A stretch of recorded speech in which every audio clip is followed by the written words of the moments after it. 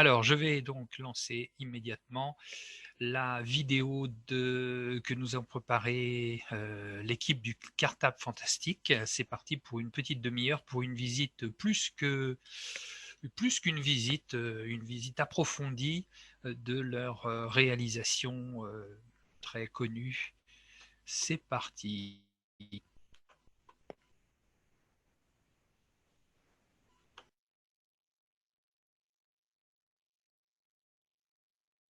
Cartable Fantastique naît en 2010 pour suppléer au manque d'outils pédagogiques adaptés aux élèves en situation de handicap et plus particulièrement dyspraxiques. Les enfants dyspraxiques sont des enfants qui ont des problèmes pour coordonner leurs gestes et donc ils vont avoir des difficultés pour écrire à l'école et aussi pour organiser l'espace.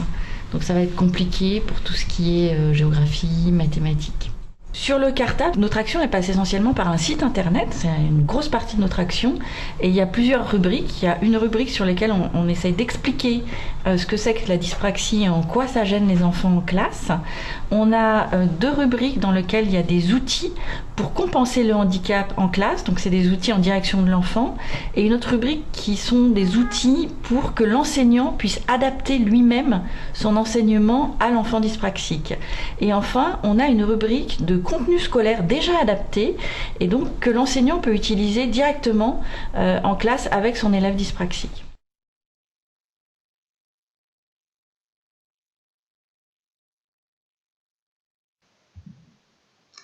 Bonsoir, je me présente, je suis Marie Mériot, je suis coordinatrice pédagogique pour le Cartable Fantastique et ce soir je vais vous présenter quelques-uns de nos outils.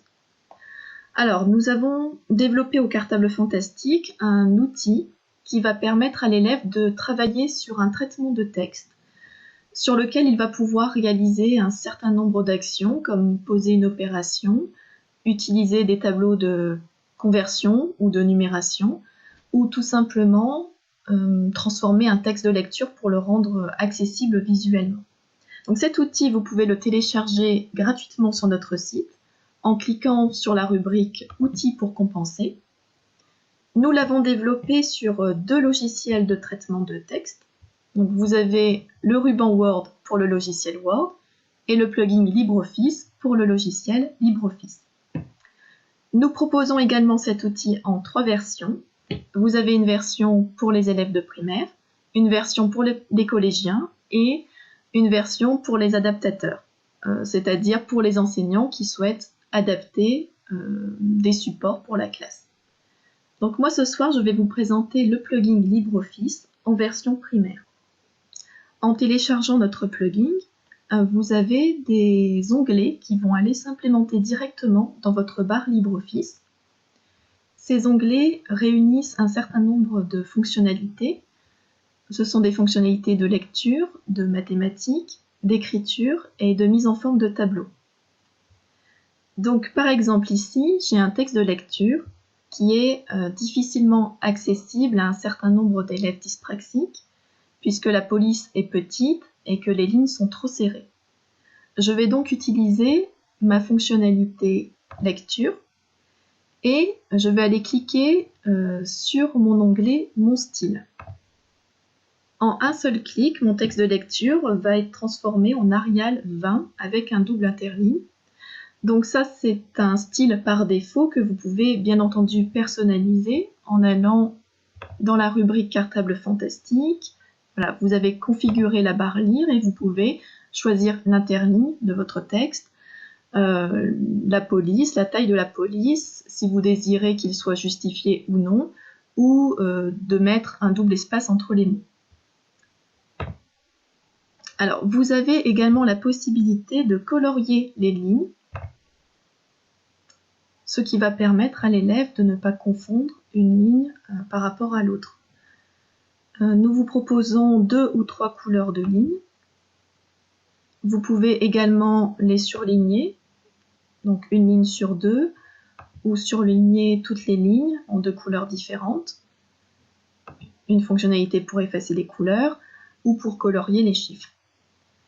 Alors pour se repérer dans la page, l'élève peut également intégrer un cadre de lecture. Donc, le ciel est en haut, la terre est en bas, on démarre au feu vert, on s'arrête au feu rouge. Et nous avons enfin intégré une fonctionnalité de lecture vocale. Ils les perdaient toutes de la même façon. Un beau matin, elles cassaient leurs cordes, s'en allaient dans la montagne, et là où le loup les mangeait. Donc je vais très rapidement vous présenter les fonctionnalités de l'onglet Écrire, qui vous permet d'insérer automatiquement la date du jour ou un titre que vous aurez défini préalablement. Je vais écrire français. Voilà. Vous pouvez insérer également des tableaux de conjugaison que l'élève n'aura plus qu'à remplir. Ensuite, nous proposons aussi un stylo 4 couleurs qui permet à l'élève de souligner, d'encadrer, de surligner ou de modifier la couleur de la police en un seul clic. Par exemple, si je demande à mon élève de souligner en rouge les verbes, il va seulement poser le curseur de la souris sur le verbe et cliquer sur « Souligner en rouge ». S'il s'est trompé de couleur, voilà, si c'était du vert, il clique simplement sur « Souligner en vert » en plaçant le curseur sur le mot, voilà, et la couleur se modifie. Donc je peux également, comme je vous le disais, encadrer, surligner, ça peut être plusieurs mots, hein, bien sûr. Je vais changer la couleur de police. Voilà. Et nous avons une autre fonctionnalité intéressante hein, dans cet onglet Écrire, c'est la fonctionnalité Écho, qui va permettre à l'élève de taper son texte tout en entendant ce qu'il est en train de taper sur son clavier. Le grand R et la liberté.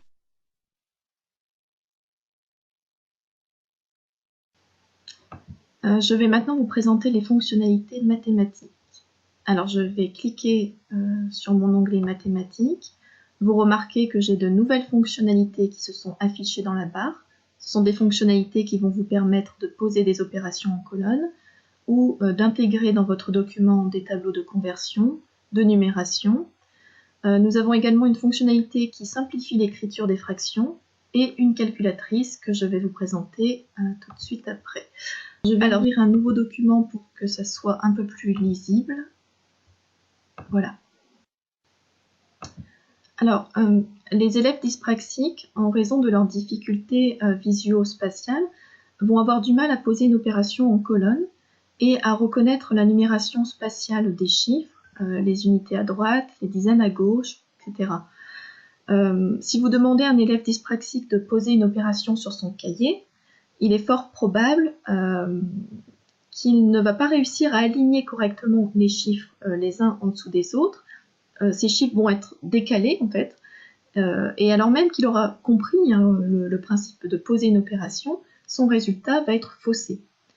Donc nous proposons une fonctionnalité qui va permettre d'intégrer une opération en colonne. Vous pouvez également l'écrire en ligne ou insérer un gabarit vide que l'élève n'aura plus qu'à remplir. Donc là, je vais poser une opération toute simple. Je vais la valider. Et donc, mon opération va s'insérer automatiquement dans mon document. Nous proposons une norme de couleur pour remplacer la norme spatiale. Donc les unités en bleu, les dizaines en rouge, les centaines en vert. Les chiffres sont alignés correctement dans des cases. L'élève n'a plus qu'à cliquer dans la case pour résoudre son opération. Voilà.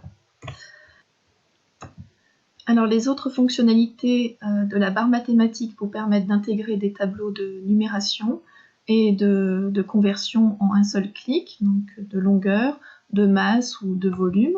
Voilà. Là, je vais faire le tableau longueur que l'élève n'a plus qu'à remplir. Okay. Nous avons également une fonctionnalité pour simplifier l'écriture des fractions. Donc, par exemple, un exercice où l'élève doit écrire la fraction 5/8. Il va la taper de manière classique, puis il va aller cliquer sur « Poser une fraction » pour que celle-ci se pose correctement dans son document. Vous avez enfin la calculatrice, voilà, qui permet voilà, de taper donc une opération classique, d'avoir le résultat, mais ensuite d'intégrer cette opération et ce résultat directement dans le document, ce qui évite à l'élève de devoir la taper plusieurs fois. Là, je vais valider mon opération, voilà, et elle est écrite dans mon document en ligne avec les couleurs d'unité en bleu, dizaines en rouge, centaines en vert. Donc voilà pour la présentation de notre plugin LibreOffice version primaire. Vous retrouvez également toutes ces fonctionnalités dans le ruban Word. Dernière petite chose, c'est que ces tableaux de numération et de conversion, ou ces gabarits d'opération que je vous ai présentés dans le plugin, vous pouvez également les trouver en version papier sur notre site. Donc c'est dans la rubrique outils pour compenser. Ce sont nos kits mathématiques. Donc vous en avez de deux sortes pour les cycles 2 et cycle 3. Donc soit vous les téléchargez et vous les imprimez chez vous, soit nous vous proposons une version cartonnée. Et donc vous retrouvez exactement les mêmes tableaux de numération et de conversion, des gabarits d'opération avec les mêmes normes de couleurs, unités en bleu, dizaines en rouge, centaines en vert. Vous avez également des soustractions. Alors ça, je ne vous l'ai pas montré sur le plugin, mais vous avez le choix entre des soustractions par emprunt ou traditionnelles. Voilà, donc ces gabarits d'opération s'utilisent comme une ardoise. En fait, vous allez les insérer dans une pochette plastique et l'élève, avec un crayon effaçable, va pouvoir compléter son opération et la résoudre. Voilà, c'est tout pour moi. Je vais laisser la parole maintenant à Valérie Grenby, qui va vous présenter quelques autres de nos outils.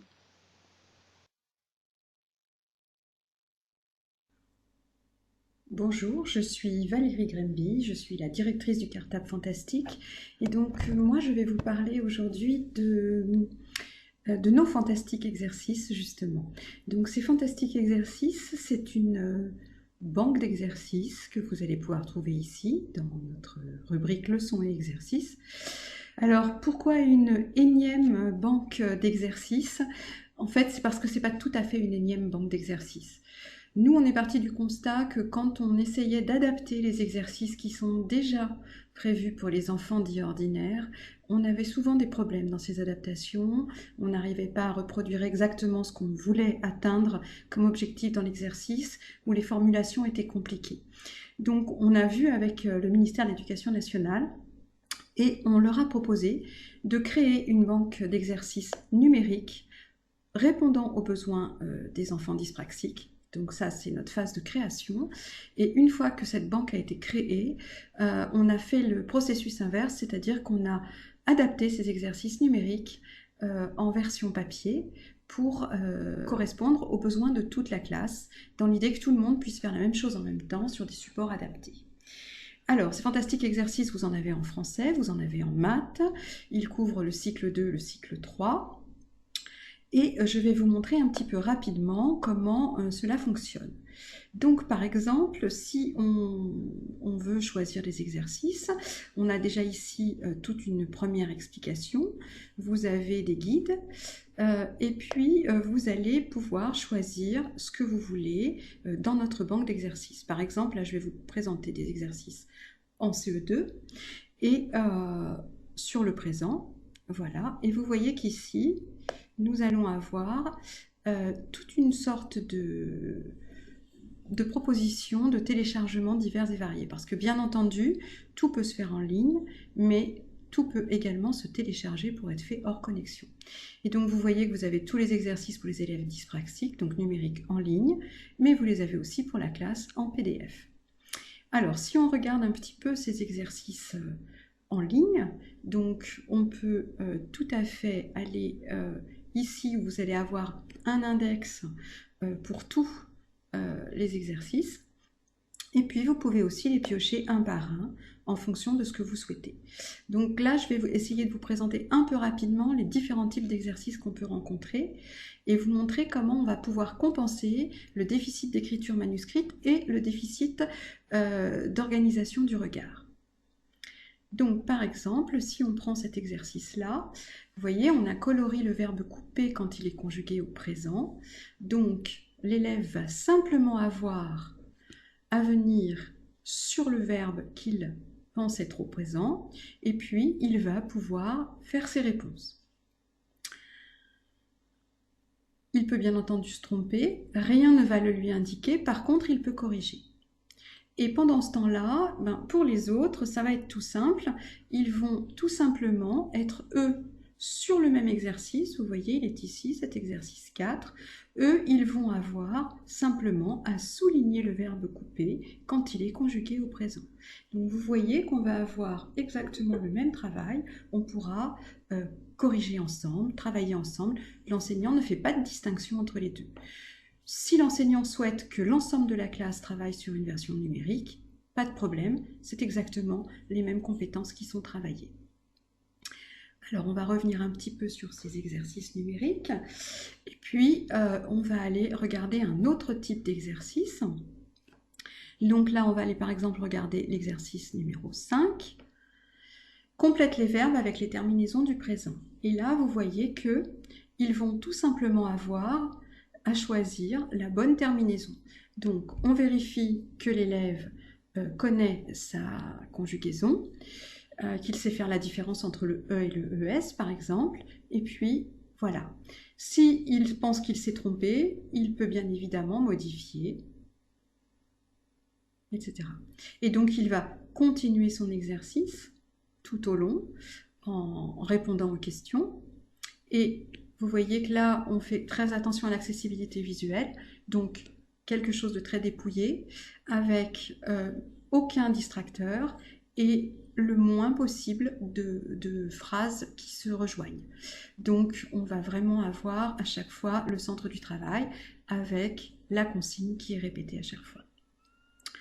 Quand on va arriver au bout de cet exercice, il y a pas mal à faire, hein, voilà, on va avoir le choix entre quitter l'exercice. Donc ça, il faut savoir que si vous quittez l'exercice, l'exercice va rester en mémoire sur votre ordinateur. Donc vous pouvez tout à fait juste laisser l'enfant fermer l'exercice. Vous pouvez choisir de l'imprimer, même si on n'aime pas trop. Et je vous montrerai tout à l'heure une petite application qui permet de ne pas imprimer. Vous pouvez revenir au début de l'exercice et vous pouvez effacer les réponses. Voilà, je vous montre autre chose qui va être un petit exercice, en dictée à l'adulte. Qu'est-ce que c'est que la dictée à l'adulte? On ne peut pas tout le temps tout faire avec simplement des choix multiples ou des cases à colorier. Donc on va demander de temps en temps à l'adulte de venir aider l'enfant. C'est-à-dire que l'enfant peut déjà réfléchir et quand il est prêt, l'adulte a juste à venir écrire le résultat dans le champ sous la dictée de l'enfant. Si l'enfant est un peu plus à l'aise avec le clavier, hein, l'idée c'est de ne pas aller plus vite que les ergothérapeutes, donc il faut que l'enfant ait le temps d'apprendre à taper correctement sur son clavier, mais si l'élève est à l'aise, à ce moment-là, rien ne lui interdit de le faire lui-même. Voilà.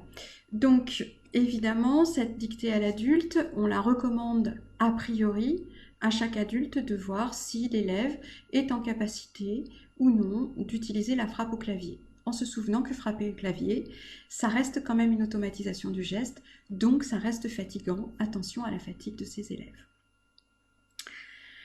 Alors, on peut avoir plusieurs types d'exercices. On peut, par exemple, privilégier quelque chose de plus complexe avec un texte. Et vous voyez que là, on va lui demander simplement de remplir un exercice à trous, de façon à limiter la frappe au clavier et à lui permettre d'être relativement autonome par rapport à l'adulte. Voilà. Donc, un minimum de frappe. Là encore, si on sait que l'enfant n'est pas à l'aise avec le clavier, on peut venir travailler avec lui. Et puis, on a aussi travaillé des exercices un peu plus complexes, voilà, où vous allez avoir l'élève qui va pouvoir à la fois faire la première partie seule et la seconde partie avec l'adulte en frappe au clavier s'il a besoin. Là, on a essayé de faire quelque chose de complètement autonome et donc comme le sujet s'y prêtait, on a pu lui mettre un choix multiple. Donc j'en profite pour vous montrer que tout à l'heure on cliquait sur un mot entier, là, on va pouvoir cliquer lettre par lettre. Hein. Dans la phrase, colorer la terminaison du verbe. Donc, l'élève va pouvoir venir colorier la terminaison du verbe.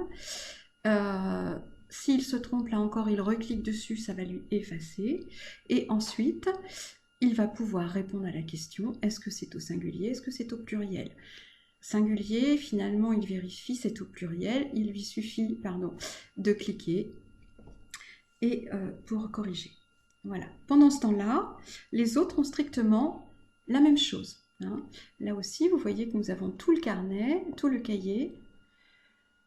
Voilà. Et donc, dans ce texte, etc., etc., donc vous avez à chaque fois la possibilité de retrouver. Voilà. Donc ici, vous voyez qu'on a juste demandé à l'élève d'indiquer la terminaison et puis d'indiquer si la terminaison du verbe était au singulier ou au pluriel. Les autres, ils ont besoin d'écrire, hein, il faut qu'ils automatisent cette écriture, il faut qu'ils acquièrent l'orthographe automatique. Donc sur cet exercice-là, on va leur demander de recopier la phrase, de souligner la terminaison, et vous voyez que c'est pour ça qu'on a bien mis toutes les lettres cliquables, pour que chacun puisse avoir exactement le même travail. Et ensuite, ils indiqueront si c'est au singulier ou au pluriel. Vous voyez que les enfants font la même chose, mais chacun en fonction de la possibilité d'écrire ou non, et du problème de repérage dans le texte ou non. Voilà. Alors, ça, nous l'avons en français. Nous l'avons également en mathématiques. Donc, on va redescendre et on va aller sur les mathématiques. Voilà. Et donc, mathématiques, là encore, vous allez avoir plusieurs choix possibles, comme toujours. Vous allez pouvoir télécharger, etc. etc. Et puis, par exemple, on va aller ici dans Comparer, ranger, ordonner.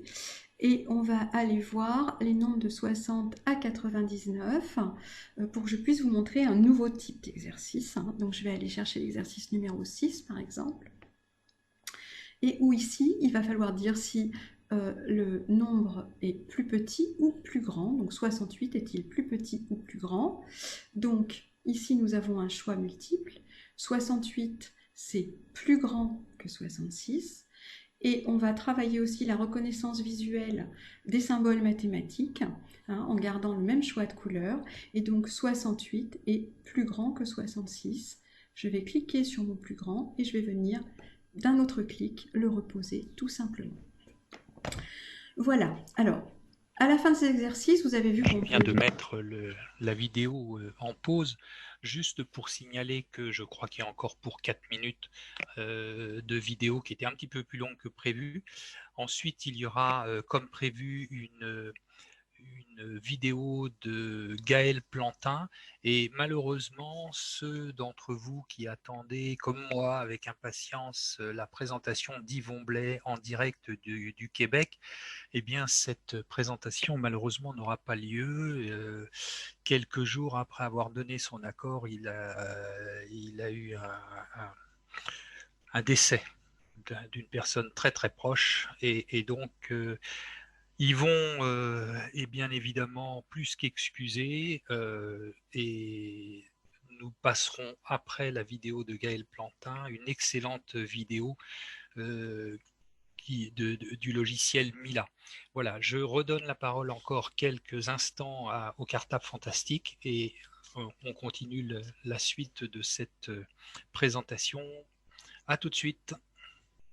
Et sauvegarder, on peut les imprimer, mais on peut aussi utiliser une application qu'on a fait pour les plus jeunes et qui s'appelle Mes Cahiers Fantastiques. Et donc nous allons lancer cette application. Voilà, vous voyez qu'il y a plusieurs utilisateurs possibles, hein. Vous créez le compte, vous pouvez en ajouter. Et puis, on va aller regarder un petit peu ce qui se passe ici, par exemple, donc dans mes exercices. Vous allez avoir la possibilité de mettre des exercices qui sont sous format Word pour les plus grands. Vous avez la possibilité de mettre des PDF si vous voulez mettre une leçon en rappel. Vous avez la possibilité, évidemment, de mettre les exercices comme vous le souhaitez. Et donc, par exemple, je vais en prendre un petit peu au hasard. On va aller regarder l'exercice 4. Donc, vous voyez qu'on va pouvoir décomposer comme dans l'exemple. Donc, 16, c'est 10, un carton de 10 et un carton de 6. J'en profite pour vous montrer à chaque fois, pour les plus petits, on a essayé de trouver une représentation qui va leur permettre de faire des manipulations mathématiques quand compter sur ses doigts est extrêmement complexe ou quand pointer un objet pour dénombrer une collection reste compliqué. Voilà, donc il a son exemple. On va passer à l'exercice suivant et donc il va pouvoir compter que 12, c'est 10 et vous voyez qu'ici je peux cliquer pour montrer que j'ai compté mon carton de 10. Voilà. Ici, j'ai un clavier qui apparaît et je vais pouvoir écrire mon nombre tranquillement. Donc 12, c'est 10 plus 2. Je vais venir ici et je vais pouvoir inscrire mon résultat, etc., etc. Quand l'élève a terminé, voilà, donc il va faire ses différentes pages, d'accord? Et puis il va continuer jusqu'au bout. Voilà. Et donc là, nous arrivons, on a toujours imprimé possible, mais on a surtout je range dans mon cahier. Et donc, il va cliquer sur je range dans mon cahier et l'application lui indique que son exercice a bien été rangé. Ce cahier, c'est son cahier du jour. Vous voyez, il est ici. Et ce cahier du jour va lui permettre de retrouver automatiquement, à la date du jour où il a travaillé, l'exercice qu'il a fait. Donc ici, vous voyez qu'on peut revoir l'exercice avec l'enfant et on peut page par page, mettre une observation. Est-ce que le travail a été juste? Est-ce qu'il y a eu des choses à corriger, etc., etc. Donc c'est un véritable cahier du jour que l'enfant peut conserver. Voilà. Et donc il va conserver, vous voyez, jeudi 7 mai, etc., etc., tout ce qu'il a pu faire auparavant. Voilà, si je reviens à l'accueil, ici vous voyez qu'il y a les manuels. Et donc les manuels vous permettent de nous demander et de télécharger quelques manuels qui sont un peu anciens parce on a arrêté de les produire parce que c'est trop long et il y en a trop. Mais vous pouvez nous demander certains manuels scolaires et que vous pouvez donc, qui ont été adaptés pour les enfants dyspraxiques bien sûr, et que vous pouvez donc obtenir dans le cadre de l'exception handicap. Voilà. C'est à peu près tout ce que j'essayais de vous montrer très rapidement. N'hésitez pas à aller voir sur le site, comme toujours, tout est gratuit, tout est téléchargeable et vous pouvez essayer tout ce que vous voulez. Merci beaucoup. Voilà. Eh bien, merci aux Cartable Fantastique de nous avoir fait, comme je disais tout à l'heure, visiter leurs productions, des productions vraiment très propres et qui font référence en la matière.